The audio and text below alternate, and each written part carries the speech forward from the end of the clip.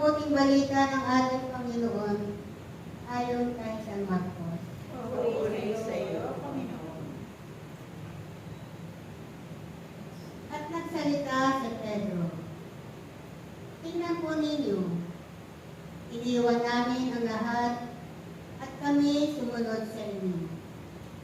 Sinabi ni Jesus, tandaan ninyo ito, ang sinumang mag-iwan ng bahay o mga kapatid, ina, ama, mga anak, mga lupa, dahil sa akin at sa mabuting balita, ay tatanggap ng makasandaang ibayo sa buhay na ito.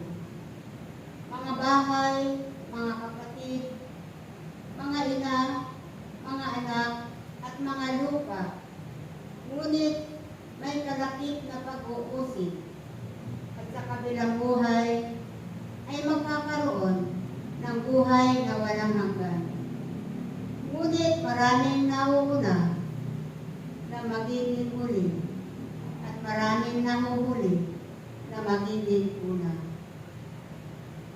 Mga kapatid, ito pa ang mabuting balita ng ating Panginoon. Pinupuri ka namin, Panginoong Heso Kristo.